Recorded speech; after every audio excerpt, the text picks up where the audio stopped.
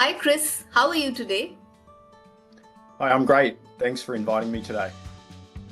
Thank you for joining us for a rapid fire interview for our Lean Learning special. So, shall we begin the interview? Love to. Great. What's your current role at IBM Security?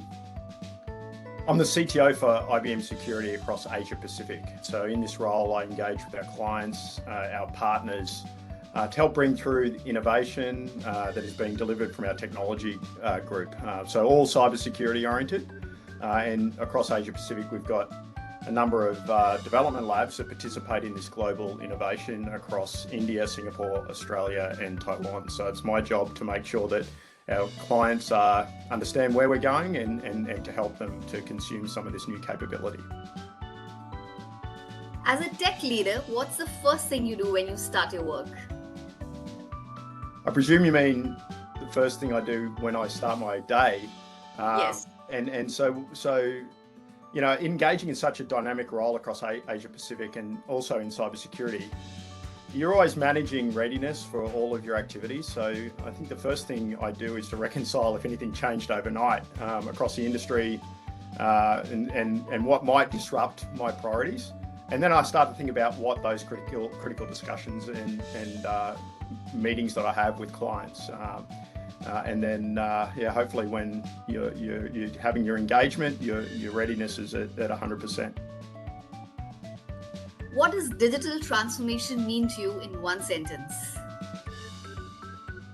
To me, digital transformation is about placing a modern lens on technology to deliver agile and client-engaging and cost-effective solutions. What's one security measure that IBM Security implemented last year that had the maximum impact? So I think from an innovation perspective in our technology, we delivered modern standards-based authentication solutions across our IBM Verify identity solution. And so, as data breaches continue to disturb our end users, this capability enables the adoption of more secure, often device-based authentication mechanisms that protect an organization from things like phishing campaigns. What's the one thing that has impacted IT security the most in the last year? Well, I guess from all of our reports and, it's really been the use of ransomware and destructive malware, which has been unleashed on brittle supply chains. And that's really ushered in a new era of cybersecurity where the consequences of these attacks are really traversing into the physical realm. And so this ushered in a focus on cybersecurity and risks across the supply chain. And we even saw that 60% of organizations admit that they are passing on charges from these breaches, and that's really contributing to the inflationary pressures we're all facing.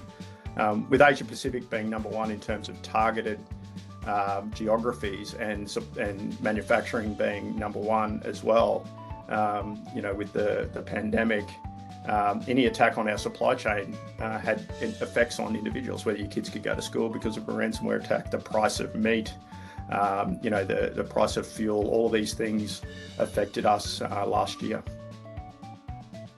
Best piece of advice you've received when it comes to security? Well, I think it's about accepting that you can't protect yourself 100%, and I think the term zero trust has emerged more recently. But I think when you think about zero trust, it really is what it sounds like. It's about ensuring that you do as much as you can to provide protection mechanisms, but then having this state of mind and a technology deployment also that continuously monitors whether something looks suspicious, and if it does, assuming that you're going to have to take some kind of recovery action. So it's really that triad that I would say in zero trust. If you take that mindset as an individual, as an organization, I think that's really going to help you improve your cybersecurity. One way in which security AI and automation is giving defenders a boost.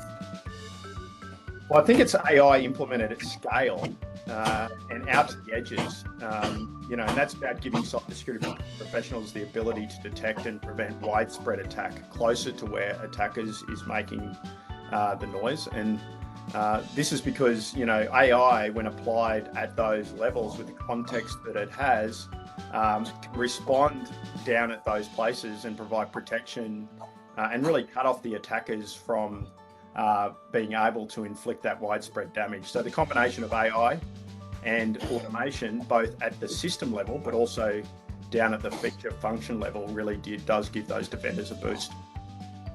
What will 2023 bring for cybersecurity and automation? I think cybersecurity transformation will break through across large scale systems to really meet the scale we need to deliver improved cybersecurity. And this uplift will increase significantly over the years as well, that is coming as this widespread and what it calls standards-based, so open standards-based interoperability unlocks that automation piece and ultimately delivers the speed that we need.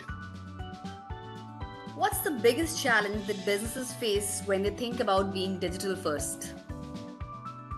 I think it's about the culture change required of the people, and to deliver that successfully through enduring programs, you really need to transform the skills across IT professionals, as necessary. And I think the challenge of most organisations in an industry where finding skills is quite difficult, it makes breaking through that culture a bit more difficult, and probably the one area where those new skills and new capabilities from the young people coming from universities and otherwise can help us really break through there. What is one advice you would like to give CIOs when it comes to enterprise security? Whilst cybersecurity, we know, we talk about is everyone's responsibility, and that's from planning to build to deploy, operate, manage, etc. It's really knowing that when the breach day comes, the organisation's result, whether that's market perception, cost of the breach, the impact, will be reflected in how well that organisation has practiced the response, improved their processes, and applied those. Great. Thanks, Chris, for joining us. It was a pleasure to talk to you. Thank you. Great to talk to you today.